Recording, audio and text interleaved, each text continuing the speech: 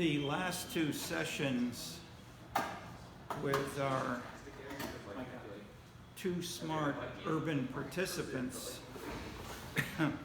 have raised the issue of how do we confront big changes.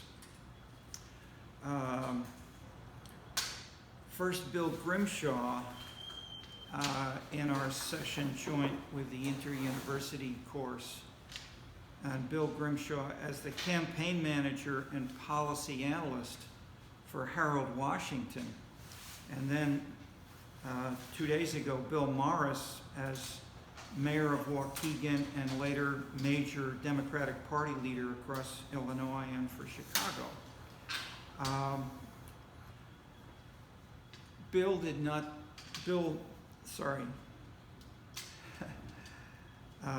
Bill Grimshaw, there are two Bills. Bill Grimshaw did not say, he didn't know, he sort of fought and said Daley's terrible, but didn't really elaborate. Bill Morris was brutally frank in saying he was unsure what to do.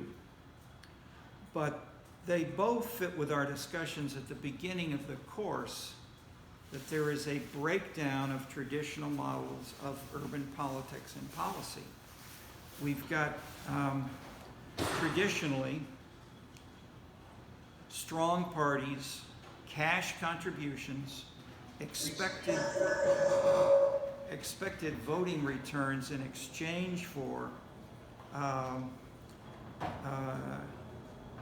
cash rewards don't seem to work the way they used to.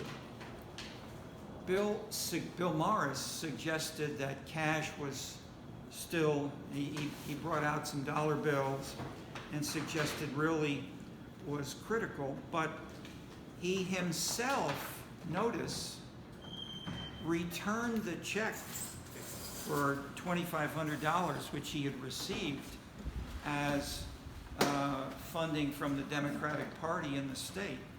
And he then, even though he didn't have the money, he didn't have $2,500 in his bank, he asked his wife, can we get some more money to put in to be able to pay for this check so it doesn't bounce? But both Bill had returned it, and then the Democratic Party leader had torn it up and said, I apologize. Those two actions suggest a lack of respect for money, I would suggest. So it's not a question of is money important or not, but it is, my general point in the course is nothing is all important. There is no one factor. And to put it in simple terms, we need to look at social issues, cultural issues, material issues, and even looking at concrete illustrations. I'll just add briefly. Bill Morris himself, in his 20s, he's a brilliant young guy. He rode around on a motor scooter with a beard and sandals in Waukegan, which was a Republican, traditional, middle-class kind of town. So when he managed to be elected, first in the state Senate, then switching his whole fiscal policy, was elected mayor, and yet he's honest enough today, he's not sure what to do. He's turning to you young people with the iPhones, as if the iPhone is self-explanatory. I'm teasing Bill a little bit too, because we've teased each other for decades, as you can see. Let's give it a quick, thus starting with these uncertainties as to where to go now and in the future. Not to say that we have one answer, but let's look over some examples of what people have done when confronted with this. One of the most common is denial, or relabeling an issue, such as with elegant literary style, it's ideally mixed with humor. Karl Marx drew on inspiration from Shakespeare and others to do this, And in his unpublished essays, which only came out in the 1930s, he attacked the emotional attachment to the rural countryside, especially by the English.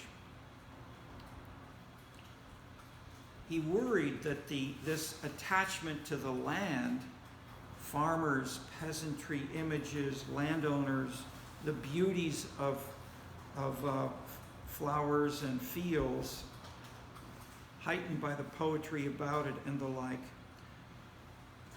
would retard the emergence of class consciousness as he was promoting in his analyses of moving toward socialist and communist revolutions. His solution was to drop the classes used by Adam Smith and Malthus in previous economic discussions of class conflict. They had three: landowners, workers, farmers, and beginnings of factories, and capitalists. So he moved the farmers and landowners into the capitalist category. And then you have bourgeois proletarian conflicts. So he relabeled, but he simplified by throwing out the land. Why is that important or significant for this course? It means he didn't deal with any specifics of any local areas with subtlety. He was dealing with building the national and global revolution of communism. And if there were people who were not moving in the same directions which his theory articulated, he stuck with his dichotomy. The low versus high dichotomy persists even today, rhetorically. Rich versus poor, black versus white, immigrant versus native, and people who did not fit for him included, for example, the lumpen proletariat, who he described with wonderful literary listings of organ grinders, violin, people trying to play violins that are broken, etc. He had a wonderful literary, colorful list of people who were the below, and somehow, but they were not mobilized as the proletariat. Or, major example he wrote about were, Bill Morris illustrated, the Irish. The Irish didn't fit the analysis which he wanted within Irish national politics of the late 19th century, when they did not support a class or a blue-collar working class conflict party. Instead, they were Irish nationalists fighting against their occupiers, the English. So the Irish politics main theme was what Marx labeled false consciousness. These have become bigger concepts within Marxist analysis, lumpenproletariat, and especially false consciousness. But they depend on the adoption of Marx's theory. And I'm pointing out a byproduct was they left out local variations. And so did many from then on for many years, looking overly at national patterns and ignoring critical local variations. How did others deal with variations that didn't when they were looking for something new, when they saw deviants like, let's say, the Irish or the lumpen proletariat? Durkheim would stress how to make this coherent and analytical. And his quick answer was to use the legal code. Maybe just a couple of rows. Thanks. Was to use the French penal code of how seriously.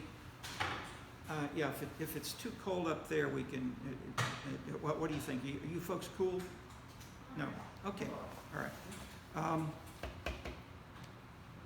look at the penal code. How serious is the punishment for this particular crime? Or look at compared to 1,000 other crimes in the French Penal Code, which you can do nicely. You can't do that with nicely with English common law. But he said this is a way of quantitatively measuring the depth of feeling, the value, coherence, and power of a particular concern, such as incest and rape compared to crossing a street against a red light. Max Weber took the simplifying approach of discussing ideal types, like for China, overseas Chinese, Mandarin bureaucrats, peasants, landowners, farmers. That is, he did not try, both of them went beyond discussing France or China.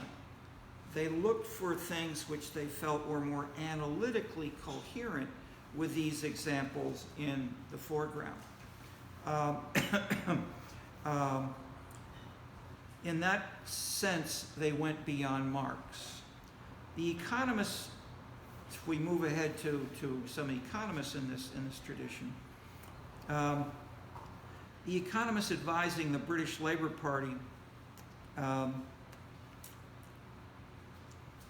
wrote of left versus right and welfare policy, 1930s, 1940s. The brilliant young Paul Samuelson went to London in 50s and presented his theory of public goods with the top British economists in the front row, basically. He talked about them. It's published. And he basically named their theories one by one, and so showed basically why they were wrong with them sitting in the front row.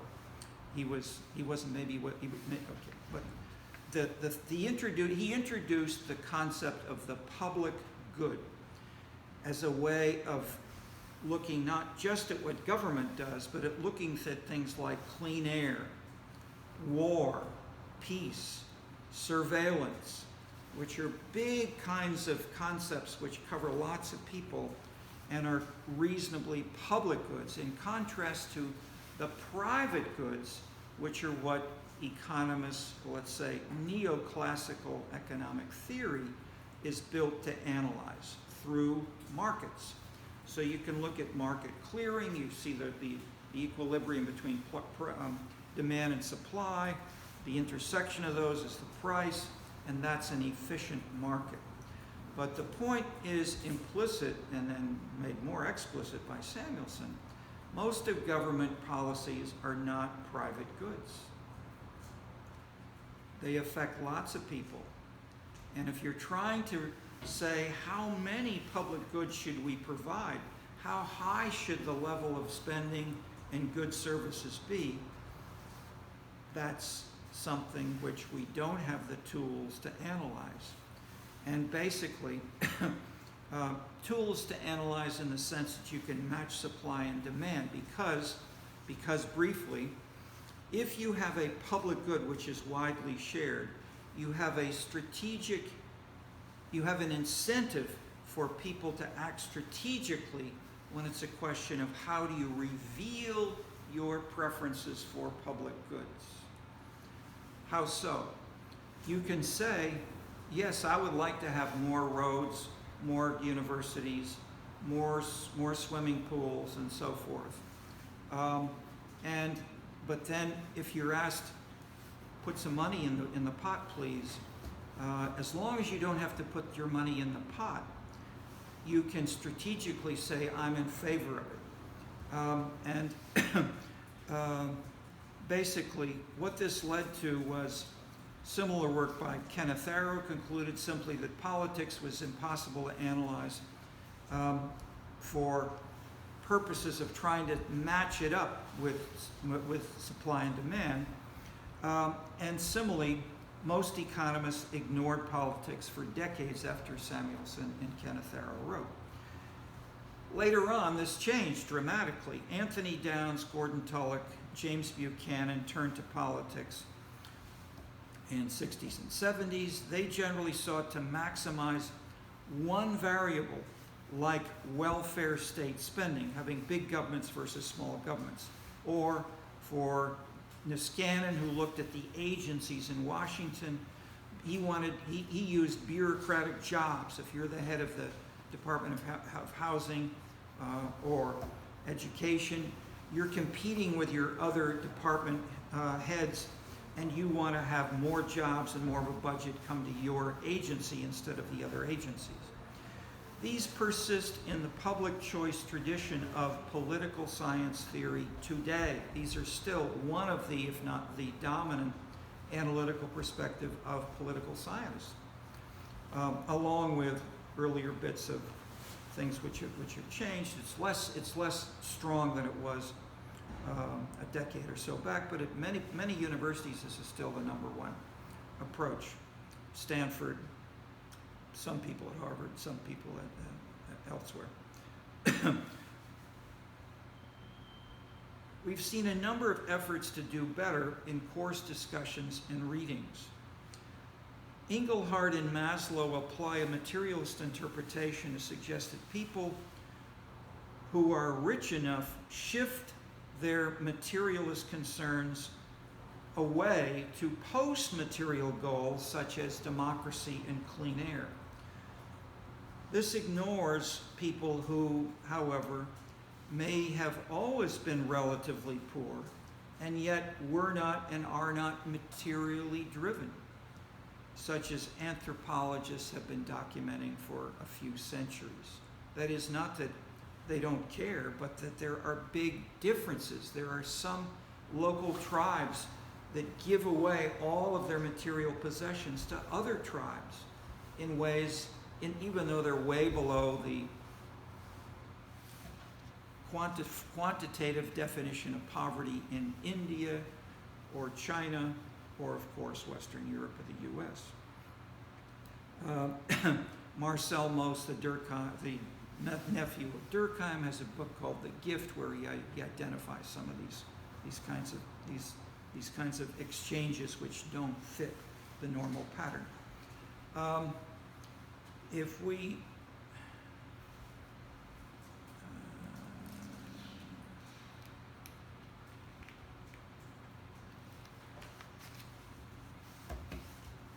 let me bring in one more. When we very close to home, you heard me 2 days ago introduce the case of urban innovation in Illinois.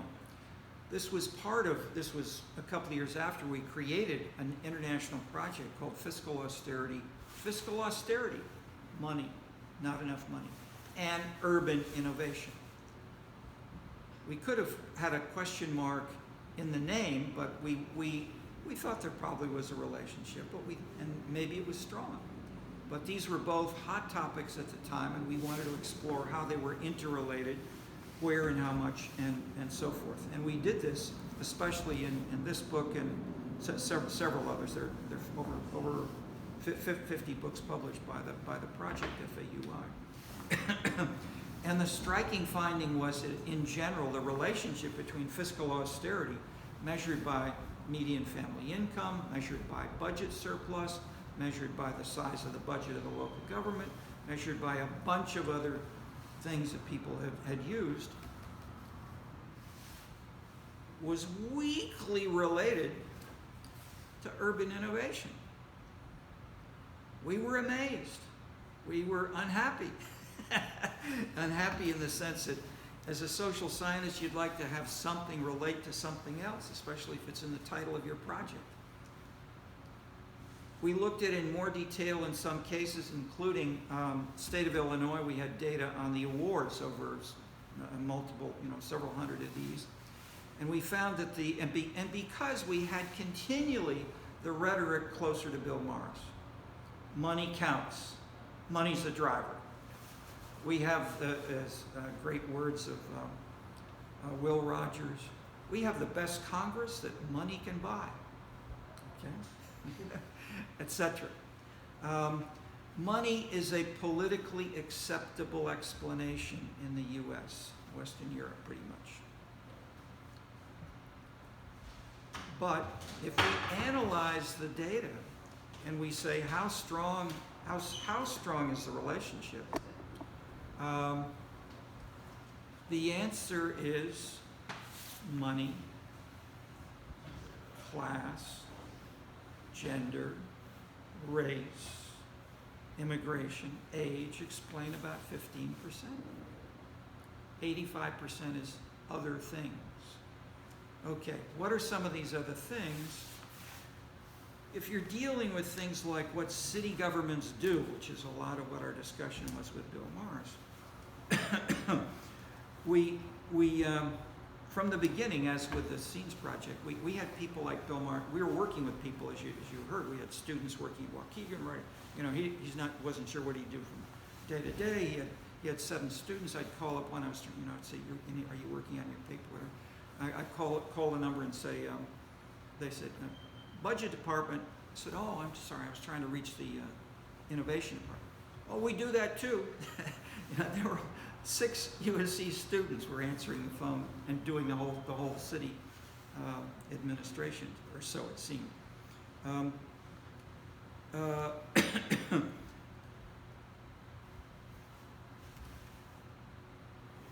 We developed a list of local choices of possible austerity strategies.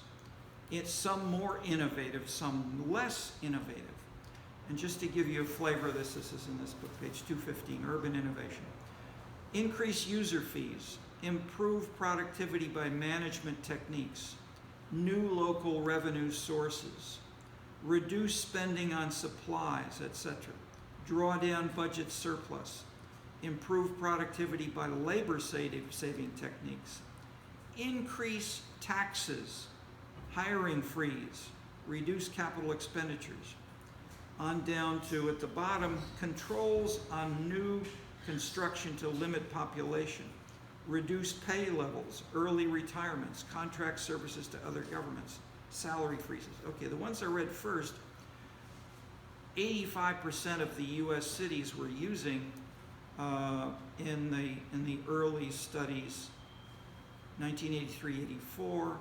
We have rankings then for these in 4 other studies in terms of how salient they were. Okay, if we take these as the dependent variables of urban innovations, that is, some of those strategies were more innovative, others were much less. And we use the measures of wealth or income. What explains the use of the more innovative strategies? It was not the more affluent cities that did them, nor was it the poorest cities that did them. There was a moderate relation between middle income and income diversity. So if you had some affluent and highly educated people and others who were very poor, that tended to be the kind of location where we had more innovation. Not just in Hyde Park next to, well, Hyde Park is a majority African American neighborhood, just to remind you again. Not all the poorest in the city, of course, but nevertheless, definitely below the USC student population that you're used to seeing.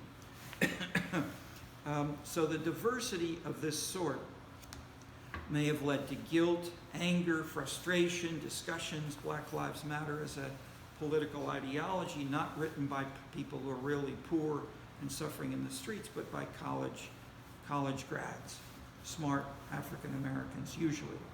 Okay, the point I'm making is nothing is deterministic, including money. That we want to look for a variety of things, and we have increasing amounts of data to do so about wealth, about a variety of other things. So when Bill, which he really played down some of, he was very modest in this session. He played down some of the major things which he did. initially for high spending in the state legislature. Then when he got to Waukegan, he still was doing very innovative. He did talk about not having the women have to do a pull-up test in order to get into the police department. They got that off the list of requirements, and they hired more women for the police department, etc.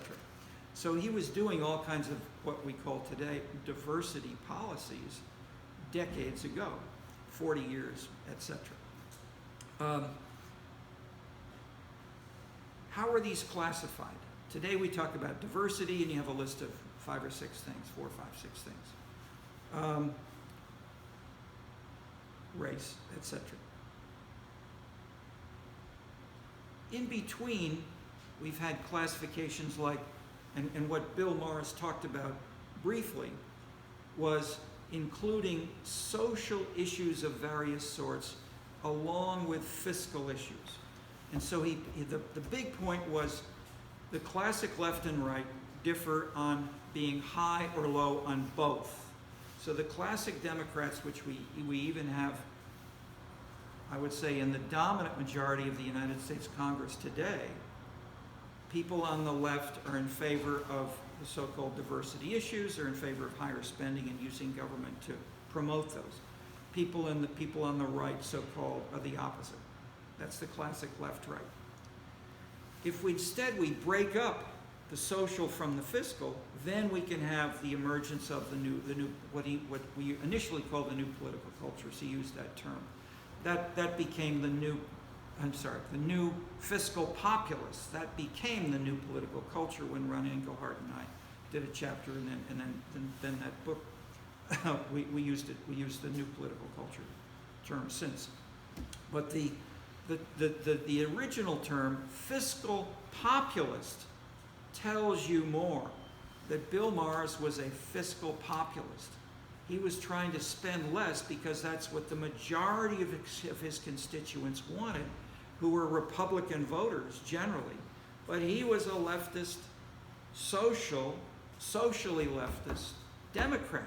And he wanted to try to do that, and he appealed to the Democrat. But he didn't call them just abstractly social issues. What were some of his labels that he mentioned? Who were the people who he got to join with him and vote for him, and whose doorbells he especially rang?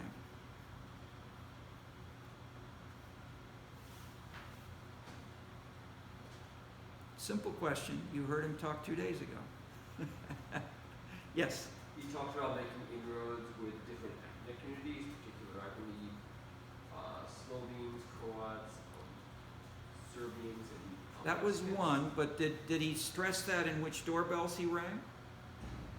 That is, he said, I went through these numbers, I figured out how, he said, I can't ring all the doorbells, but I'm going to focus, and who do I focus on? Grabbing the rebound here, he focused on voters that we would now call swing voters. Voters what? That we would now call swing voters. Swing voters. And often potentially non-voters. People may have never or frequently not voted in the past. So these, but how did he then identify these with the data he had?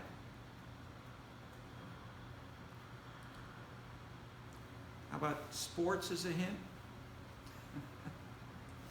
Anna? Well, I know that I'm not sure this is precisely the answer you're looking for, but one Just what he said. I'm asking you, what did he say 2 days ago? one method of community outreach used was having the soccer tournament where you had to be registered to vote in order to attend. Yes. So that would catch essentially, a large Four, community. and he said, I'm going to win by 4,000 votes. He was talking about the soccer and the softball players.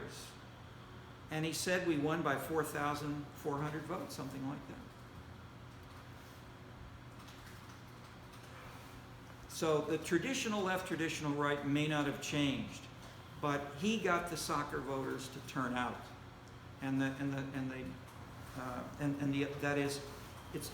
we don't know exactly how many. We don't have the so-called exit polls that they do in the bigger city and state elections, but you can get some very surprising things, as I mentioned, for Proposition 13 in California. They did an exit poll and asked everybody, who did you vote for?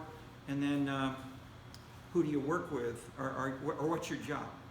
And they say, yeah, I work for the state of California. You vote for the state of California? You voted against your own government source of salary? And what was the answer? House is more important. My house is more important than my job. Okay. In a sense, that's saying, there are multiple dimensions here, and jobs and house need to be paid attention to and differentiated, just as soccer and softball players are different. And so what I'm getting to with these examples is to say we've now got increasing amounts of so-called big data. Anna? So I guess the question would be, and he might have addressed this and I just missed it, but in terms of determining which communities would be the most impactful to target, so he decided to target the community that plays soccer, hoping that there would be a large enough percentage of them that were not registered to vote to make a large impact. Yes. In terms of determining which community to target, what data was available to make that decision? Or was it more just based on, the community of Mexican people typically are less, they're less inclined to vote and we have that data in some way, so they're more inclined to play soccer, and so we target them in that way? Is that?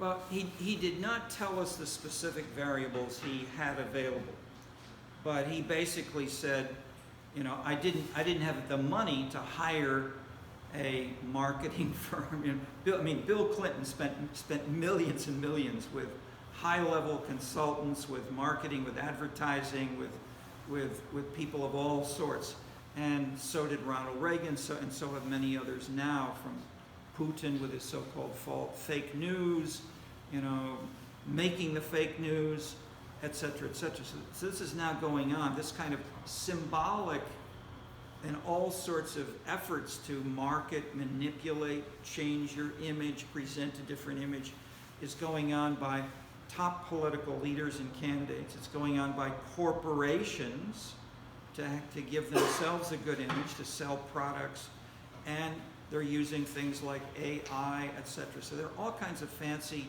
new tools, but the quick point I'm making from this is there's no one factor or no one theory that, quote, works.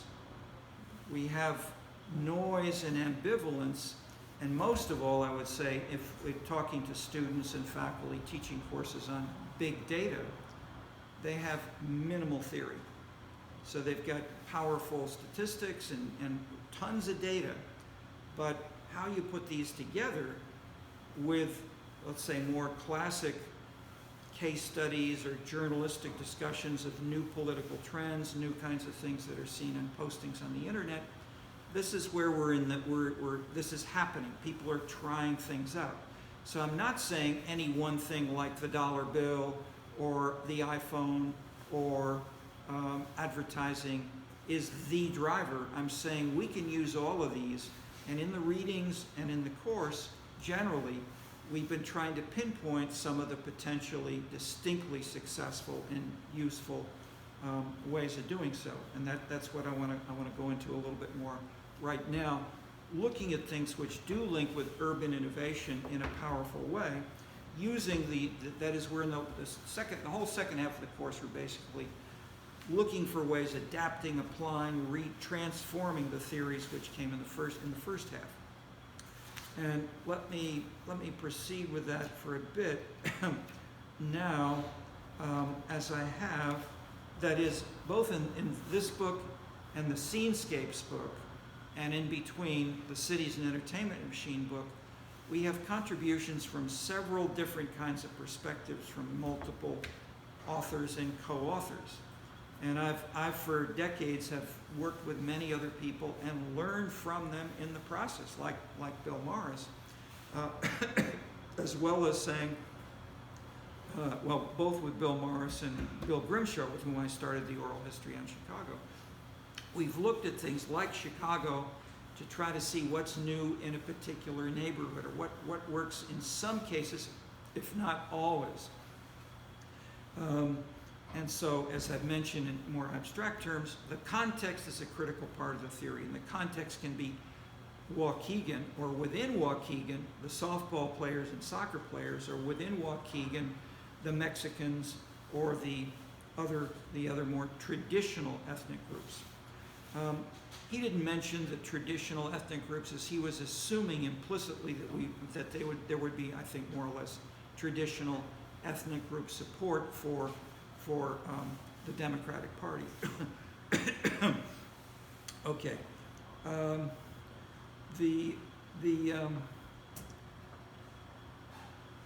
Let's push on with a couple of examples from the reading list, and look at ways that we've had big new changes hit us, and these go back for centuries, of course, but we're trying to look at things that are closest to the present, to your lives, and things that you may be involved in policy making an analysis of, and the theories which have been the most compelling in the last 50, 100 years, and where and how they may have been changing or not.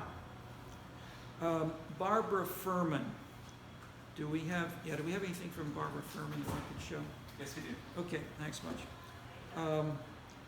Started with case studies of Chicago and Pittsburgh. Okay, perfect. You know, that's right on. You found it. She started out with her theory basically was regime politics as articulated by Clarence Stone, which we read. And the key driver in that theory was what? Who can tell us? Remind us.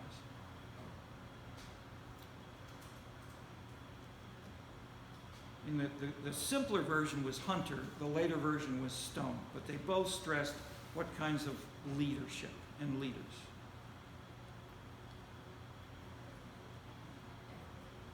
You should all be able to not just answer the exam, but and so to discuss the issue.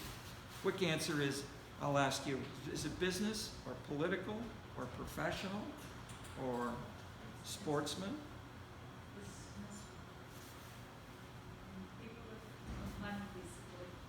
Yes, but mostly people who were corporate leaders in Atlanta. And that was the main answer of Robert and Helen Lind in Middletown and Transition. That was the answer of Floyd Hunter. Capitalist corporate leaders dominate politics and policy making nationally and at the local level. That was Hunter. This is coming from Marx, obviously, and it was a major, and still is in some areas, a major theory. Okay, Barbara Furman then said, does this work in Chicago? Does this work in Pittsburgh? And how much so? Because in both places, there were strong elements of business leadership in their past. In particular, the Mellon family in Pittsburgh had supported an Irish-led political machine, like Chicago. The case study, there's a case study in the book called The New Political Culture. We have 4 case studies of 4 kinds of mayors and 4 kinds of leadership. Anybody remember what they are? Okay. Traditional Democrat was Kevin White in Boston, who said citizens didn't understand. I mean, he put together social and fiscal issues, and he said, you know, the citizens haven't understood that they passed this referendum, Prop 2.5. I'm asking the state to lend us or give us the money to continue our same level of spending as last year. So we don't cut the budget half by half, which roughly 66% of citizens in Massachusetts said, cut the budget by half. We want lower taxes. Not the budget. Cut property taxes by half. Okay. He did the opposite. He kept it the same. Traditional Republican was San Diego, and again the opposite: low spending, low priority on the social issue. The person in the city that was innovative was the same city that Barbara Furman studied, Pittsburgh. Okay, what happened in Pittsburgh that made it different from the traditional left and right, or for the fourth box, the fourth logical category, is illustrated by Detroit and Gary. Ethnic politics, traditional, high spending, driven by ethnic criteria and clientelism, basically. Okay. So Barbara Furman is choosing Pittsburgh and Chicago, both of which had socioeconomic status, had diversity, some poverty, plenty of crime, Irish machines, some strong business, visible leaders in the past, but their politics drastically changed. I saw the changes. I mean, nobody had written about this. But we had numbers. I was in Washington. This is the height of the New York fiscal crisis. People were arguing about these hot issues in the New York Times and press releases from New York, from other cities around the country, week by week. What should we do? And we created the first data measures of fiscal strain. How fiscally strained were cities? And so we had about 30 measures of all kinds of things, from private sector measures like median family income to government measures like budgets, revenues versus expenditures, to ratios of those to the incomes of the residents, and so forth. We created these measures, and we found that New York's measures were going up like this. New York was getting more and more fiscally strained, although it was not as high on some measures as Atlanta and Detroit. By contrast, Pittsburgh, which was in the press releases issued by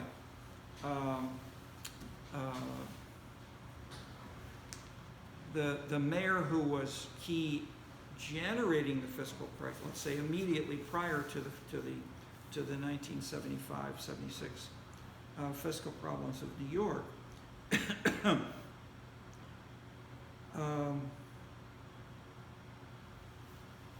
which in turn led to the election of Koch, led us to ask, what are these changes? What do they mean?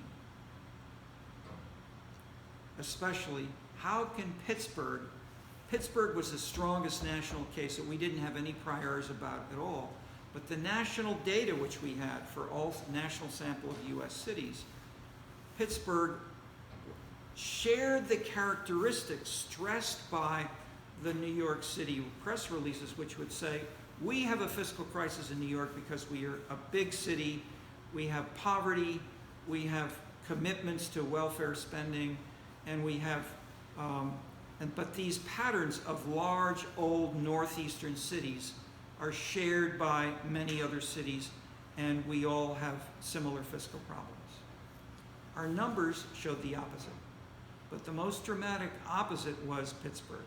That Pittsburgh shared with New York those characteristics, but the spending in Pittsburgh was drastically cut in the last 4 to 6 years, just before the New York fiscal crisis. What happened in Pittsburgh that New York did the opposite of doing?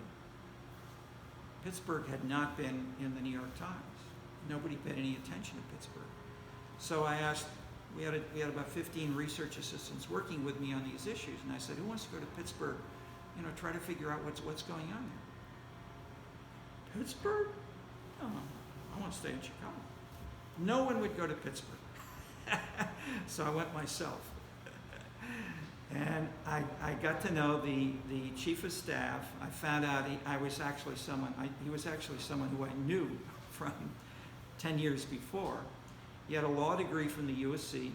He'd worked in a variety of jobs, and he became chief of staff of the new mayor named Peter Flaherty. Okay, who was Peter Flaherty, and how and why was he so different from Abe Beame, the mayor of New York?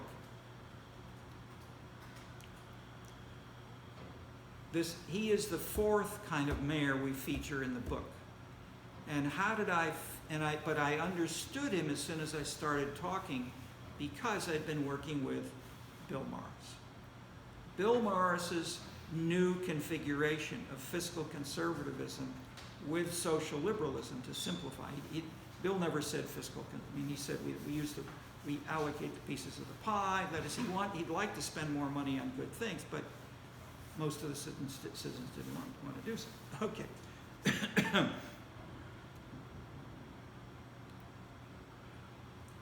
Because Pittsburgh was bigger, because we had data on it, because I then learned, started doing these things before Bill Morris, I wrote up Pittsburgh in the book and was amazed to see how important these were. Then, when we took this internationally, Bill and I went together. I managed to get him to come, even though he was still mayor. He came to Europe because I wanted I knew if I told the Europeans about Bill Morris, they would have just laughed. That's impossible. There's a left and a right. Socialism or markets. That's it. So, and I've been saying things like this in meetings with them, and they didn't believe me. So I went with Bill Morris. He was there. He was very articulate, very coherent, and it was in the first meeting was smaller. The second was huge. It was funded by the French Socialist Party in Paris, and the French Socialist Party was at that point in a coalition with the communists, and they had doubled the size of the nationalized industries in France, and France had then just had some local elections, and the socialists lost big. So the socialists were worried, and they said, maybe we should change our program, but what should we do? So they said, let's have a conference.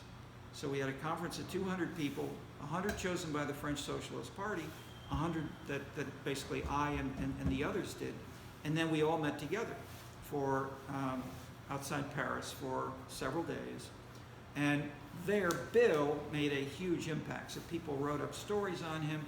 And in conjunction with that, we published a paper on new mayors in France and the US, showing how they were both beginning to do things, that there were new mayors elected running against Mitterrand, who was the prime minister, and Mitterrand, in turn, threw out the communists, basically, and formed a new coalition without the communist support, and they moved more toward I won't say the center, but what they stressed more was populism, democracy, citizens, and reducing the amount of spending. But at the same time, they were, of course, deeply committed to the socially progressive policies. Okay. Marty Lipset did a paper on this kind of transformation in many of the socialist parties around much of the world, 30 or so countries that he some of which he knew better. I'll just mention in a word that the Germans followed up even more so. The German Social Democratic Party came to Chicago, came to work with Marty Lipset for a couple of weeks, worked with me for a couple of weeks, and then worked with Ron Engelhardt in Michigan. In the second Clinton election primary at that point, they wanted to see how did Clinton transform the Democratic Party and break with labor and move in this kind of policy direction, which Hillary Clinton did not. Bill Clinton did in the primary, and he won the votes of citizens. So the citizens supported this, as we showed not just in here, this is on the mayor's model. There's another book on citizen preferences, showed the same kind of thing, that citizens supported these policies in Western Europe and the US. But the parties differed all over the place. You heard Bill talking about the party leaders got stronger and stronger, and they take back, or they say, we gave you $2,500, shut your mouth, don't have lunch with him. And so Bill said, here's your $2,500, I'm going to have lunch with anybody I want. So he was no longer an elected official at that point. Okay, so that was all the more shocking and amusing. Okay, so Barbara Furman just happened to study Pittsburgh and to try to compare it, and she did it, it's a 300-page book, maybe, 150 pages on each of those two cities, then generalizing what's wrong with the theories at the time, especially in the big theory at that time was Clarence Stone. That it was not crude business leadership, I want you to do this because they give you $2,500. That's obviously crude. Stone says there was more of a coalition involving many, but but not including the little businesses, not including mom and pop stores. These were the bigger corporations in Atlanta, and those were the ones which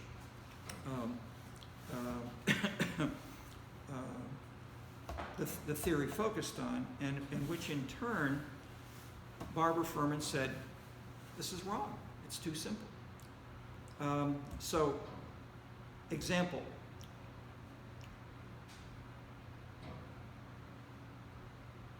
The same issue which might start in Pittsburgh, such as could we have a new park, could start as could we have a neighborhood group goes to the mayor's office and said, Mr. Mayor, we'd like to have a new park in this block, and it wouldn't cost that much.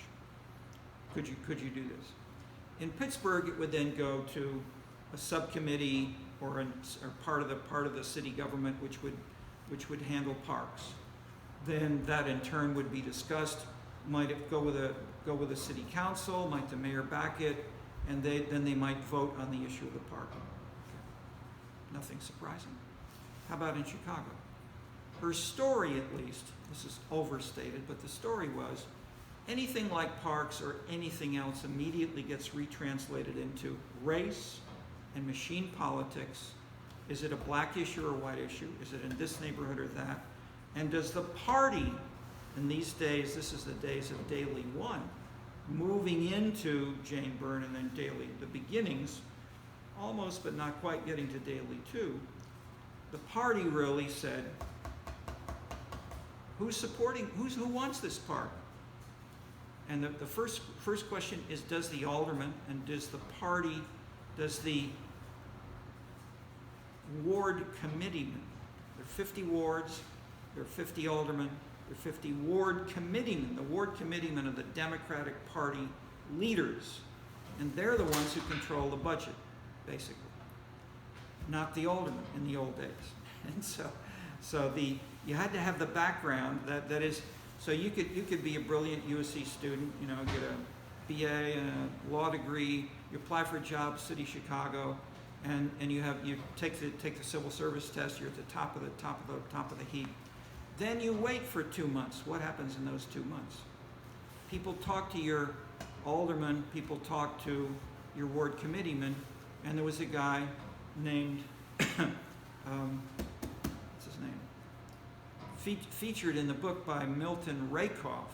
Milton Rakoff was a USC professor, and he wrote about a very talented USC law grad who went to the local Hyde Park group of the Democratic Party and said, I'd like to work for the party and help out.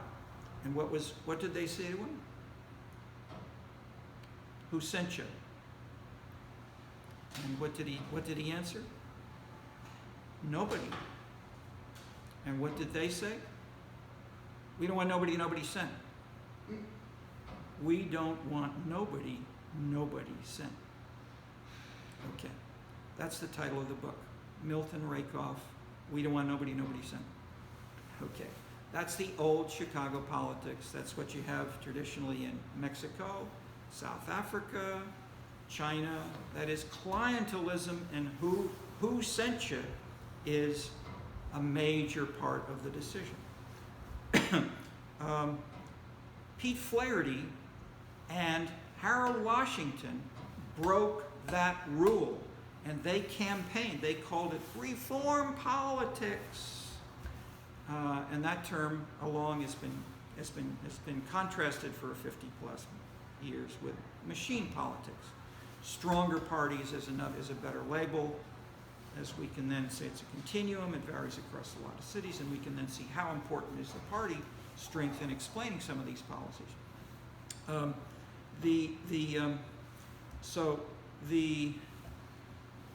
The conclusion in the book here of Barbara Furman is to look at arena. She uses the term of Paul Peterson, which is instead I'm using Dahl's term of issue area, same thing.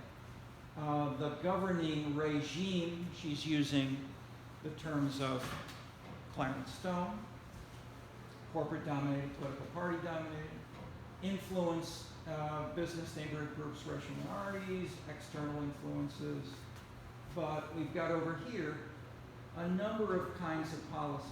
Okay, this is not exactly what I put on the board before, but it's pretty close. So we've had people moving in what we can call a system direction, where we have also feedback arrow, but these things can get changed.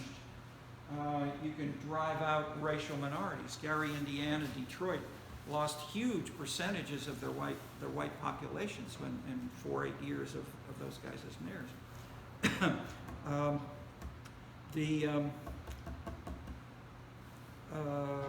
Etc. Harold Washington, anticipating that could happen, did not implement. Okay, so let me quickly add reform. How did reform emerge in Chicago? I told you before briefly with Harold Washington. Harold Washington was the son of a politically active guy who was active as a precinct captain within the Democratic Party.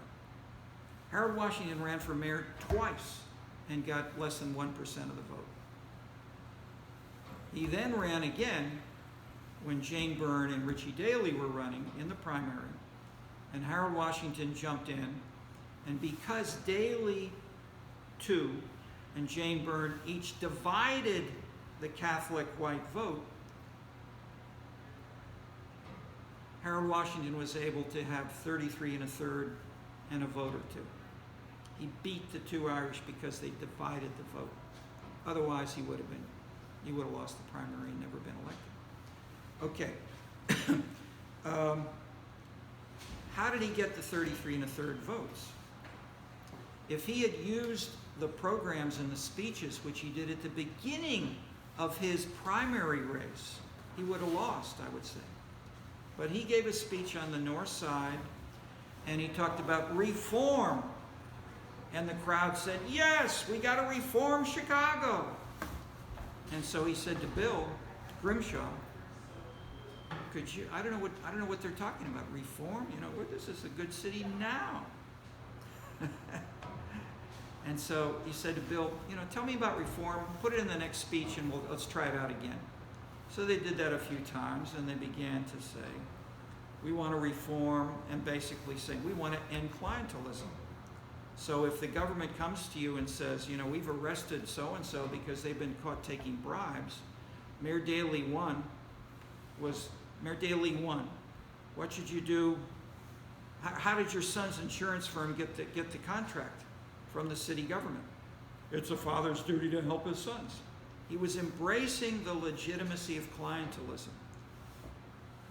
The son, as candidate and later on as mayor, did the opposite. He followed Harold Washington, and Harold Washington innovated by saying not what his father would have said and not what he tried to do and what he may have done as an elected official. He was in Springfield, he was in Washington in the U.S. Congress. He changed his policies. He fought clientelism. He fought giving the money away to folks of your ethnic background. He embraced a more meritocratic approach. And so I had several students who had jobs working for the city, other people we were consulting with. They refused or they turned down proposals from African American neighborhood groups because the proposal was poorly written and not convincing, and they funded white other proposals that were well presented. And they funded, that is, Harold Washington, the black mayor, did not give the money just to blacks. He pressed for a more meritocratic evaluation and moved in this direction because that's what reform is supposed to do. Okay.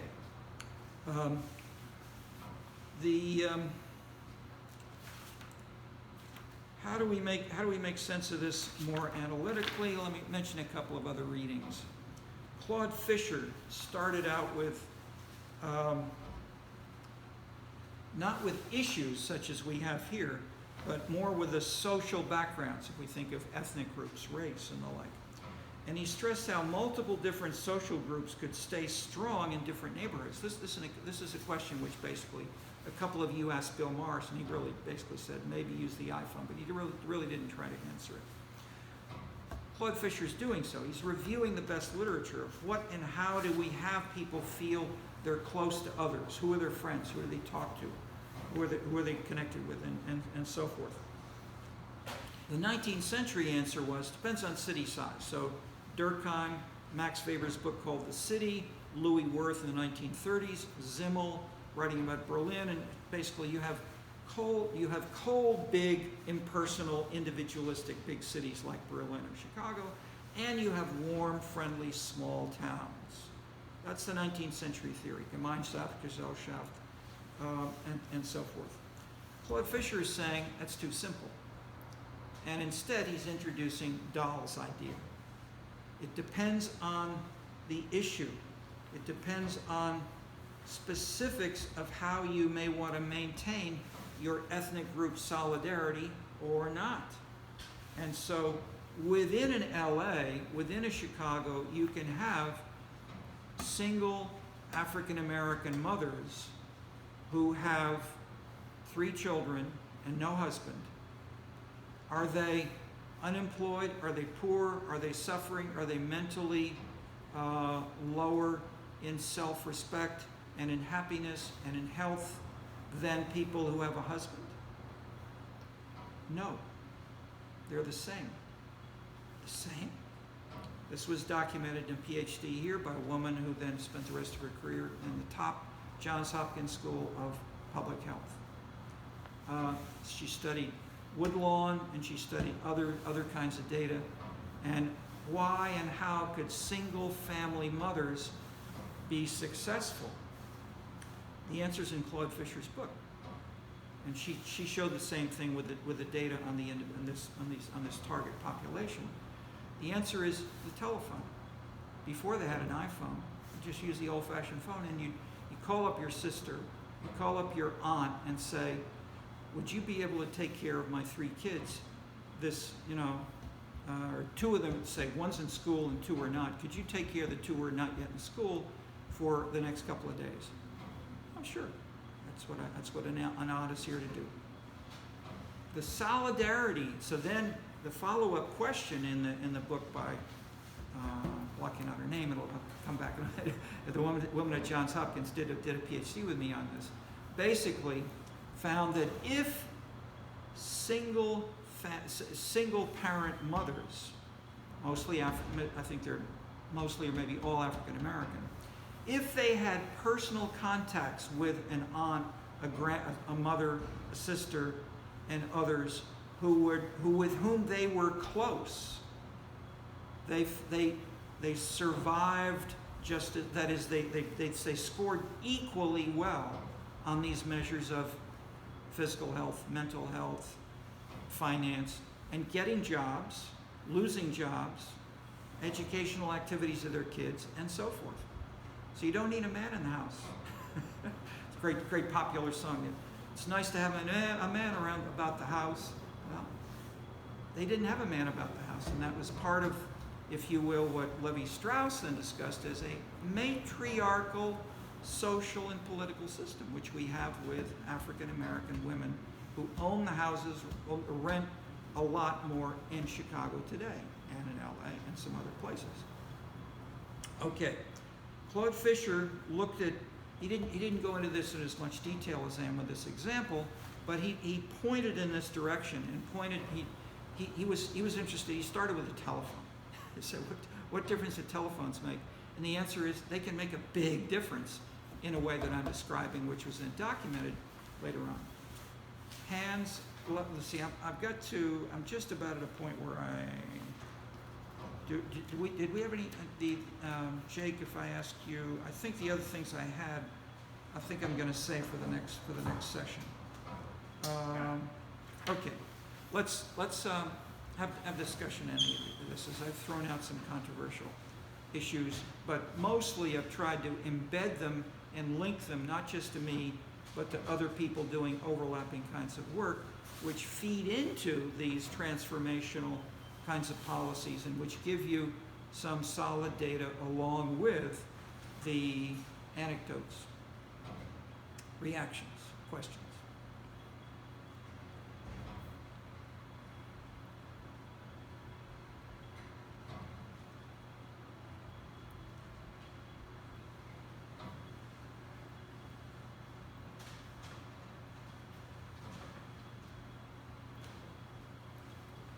Silence. Yes. Franco? Fernando. Fernando. I get an F and an O, but I get the middle wrong each time. Fernando. More regarding, I guess, Bill. Bill Morris. Yeah, Bill Morris, the Yeah. last the discussion we had here at last class. But you were talking about being socially liberal and fiscally conservative. And what do you think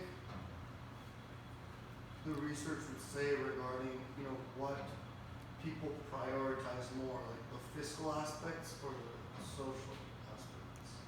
Is that clear or not? Yeah, I mean, the crude, quick, simplified answer to that is education is the biggest single visible driver of liberal positions on social issues. Income can sometimes be positive and sometimes be negative on fiscal conservatism. But education does not have such a big impact on income, or let's say the attitudes relating to do you want to get more income? There's a big debate on this between Ron Engelhardt, an economist, in the book we have. Mike Rempel was a TA in this class, and the book is called Citizen Preferences and Citizen Preferences in Public Policy. Basically, it's the post-industrial society. How do we map its contours? And the more traditional economists basically said it's all about money, and Engelhardt basically said that education is a major driver, but the difference was they focused that is, if you put their two answers together, you get the synthesis which we discuss in that book. So basically, the whole book is devoted to to answering your question.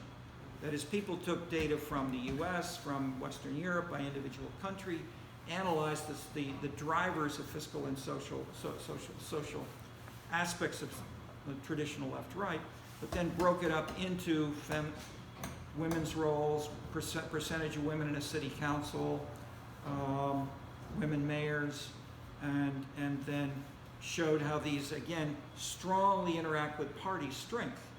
So in much of Western Europe and Japan, the party controls that decision. They slate the candidates for mayor.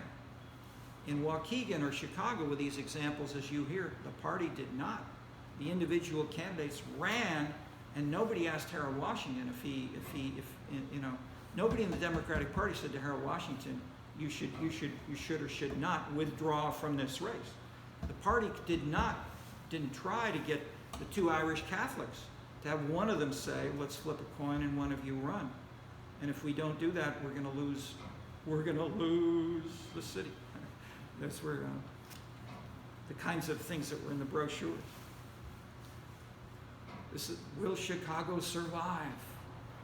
Etc. Lots of nasty racial conflict, and just as Bill Morris had a tiny majority behind him when he was elected, when Harold Washington was elected, he had a minority, and the white head-led Irish Catholic Democratic machine beat him down, and it was called in the press Beirut on the Lake for a number of years, until Daley too figured out entertainment can get us away from these kinds of nasty ethnic conflicts over money and jobs and contracts. So they moved towards symbolism, entertainment, consumption, and that whole new issue area of bringing in new kinds of people, young college graduates from all sorts of places who'd come here and then say, hey, I love spending the summer in Chicago doing this stuff. I'm moving to Chicago when I graduate. And that in turn has changed the political base, They initially were called yuppies. Now they're just they're people. But we can classify and look at these things with all these different kinds of data because there are variations. Okay, that's a quick answer. But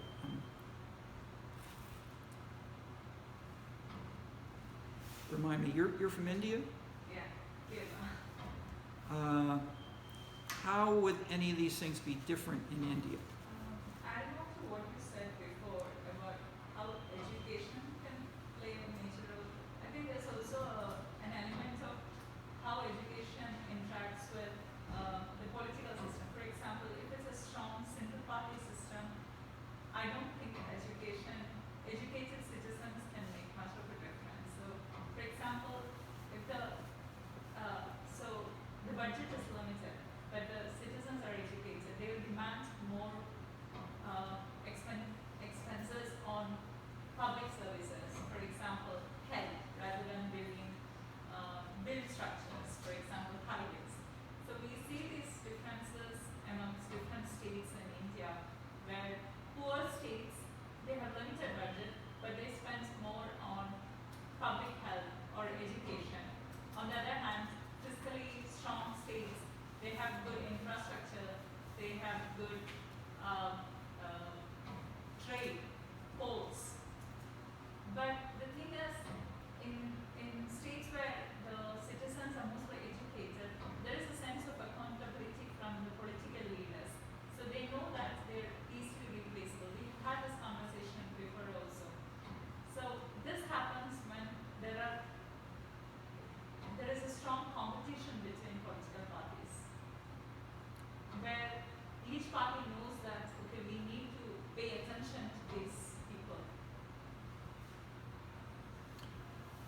Okay, are you basing this on personal observation, or have you read a study that has any kind of multi-causal analysis of those sorts of variables? No, this is from empirical evidence, what I've seen in India, basically. Okay. And I'm not saying that to critique you, but because we've been looking to try to find more serious evidence for Indian, ideally villages and cities within India, so we can analyze exactly this kind of question. And the latest finding is we found almost nothing. Yeah. Alas. I think the two papers, that was the last I got, like for the cities or thing. It's mostly the state data you can get, like Uttar Pradesh or the state, but it's not like going down, trickling down to village and region, like regional colonies and all that. Yeah, let me introduce one intermediary case, which is a big international and cross-national variation. It has used mostly historical, qualitative, but very rich, careful archival and other data. And it's a book by Barrington Moore, M-O-O-R-E, who was still a self-identified Marxist when he wrote the book. I'm not sure if it's on a reading list or not here, but basically he compares. The question. It's still one of the foundational pieces of why do we have more support for democracy, and how does its bases vary in different countries of the world. So it in turn fed into the Lipset and Rokan major work and volume on that. So Barrington Moore basically compared England with France, Germany, Russia, and China. And the outlier was England. If you look at voting, just crude voting data by income and occupation, basically you had more of the poor people with lower occupation, blue-collar workers, voting for the left, especially in France and Germany. Maybe in the other countries, but the election data are questionable in Russia and China. But in France and Germany, basically that was the classic left-right story. England, much less so. That is, in the late 19th century through the mid-20th century, the proportion of poor, and so there's a book just on this one theme, um, called, it's something like poor Tory voters, blue collar Tories.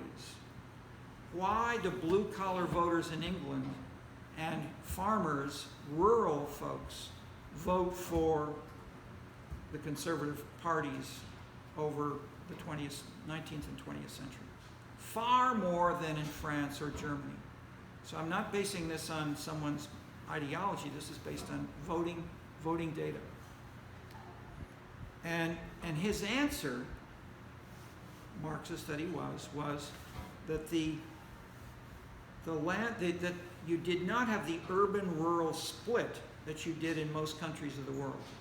That you had people who were in business in London or professions and whatever during the week and would go down to countryside or a small town, a village where they had a farm, a manor, so-called, and spend much time both in the rural area and in the urban area in such manner that they could then feel the policy preferences of both the rural and the urban, and they were not, and they genuinely were personally close to many of the people who they knew, some of whom worked for them, others that were just in the town, but that is, you had a sense of trust and a sense of noblesse oblige, that we the manor owners should help the people in this town and help poor people who are disadvantaged, and they did so, both on a personal level and within the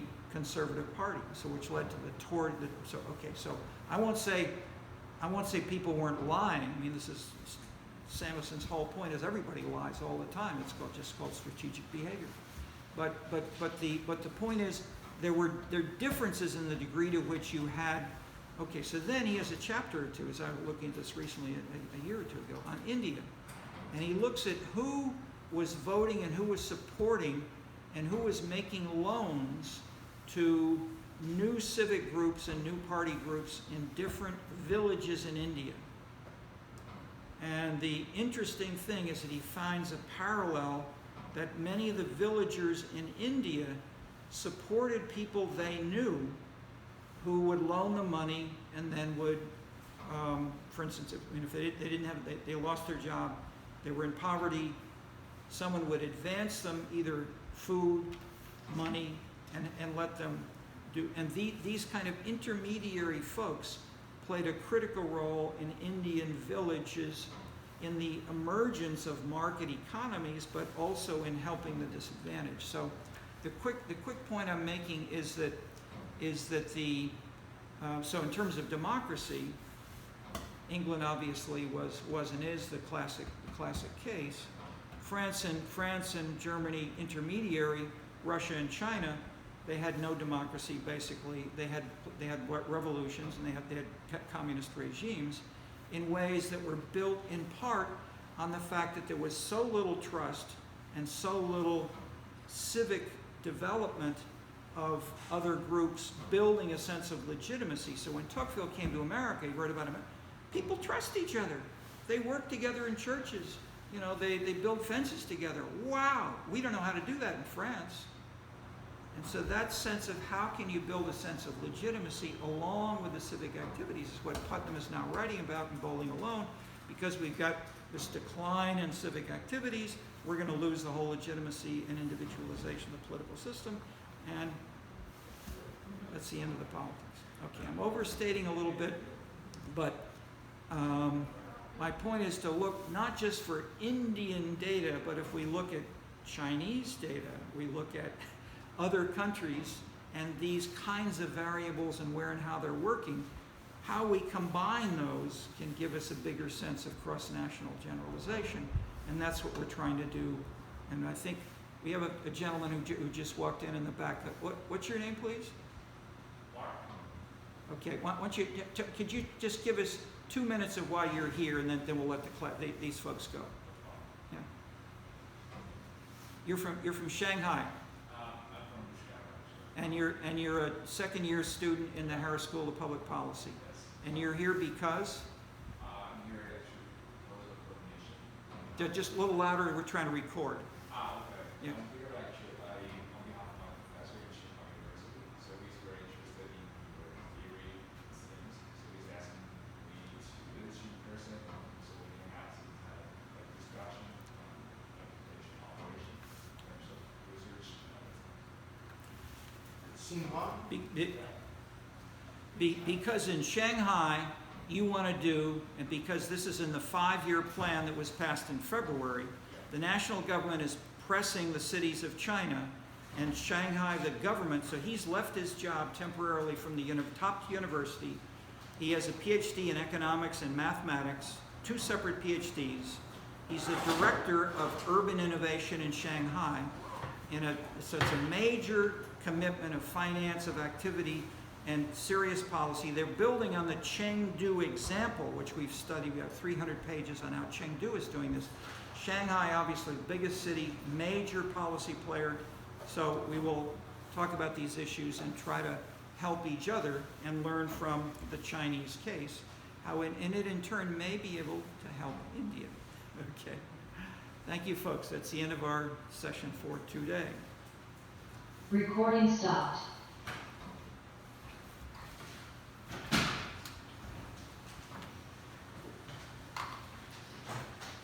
Okay. Welcome. You know, we won't shake it. We'll keep a social distance. I'll put on my mask in just a sec as we see if you're okay. Bye bye. Any questions from you students as you're leaving? Anything you have that you want to raise individually? I have a question about the paper. I think there was an outline due last week, but life happened and I couldn't do the outline. Is it still I've said applicable 50 times. Send us whatever you got as soon as you can. Okay. Okay, All so right. I can still turn it in outline. Yes. Yes. Yes. Thank you. Well, Professor, I just wanted to check in. So I appreciated your feedback on the outline I submitted on Friday. I finished the 2 books I cited as like kind of like the prime. I know I listed a lot of non-academic resources. I completed the 2 academic books that I cited.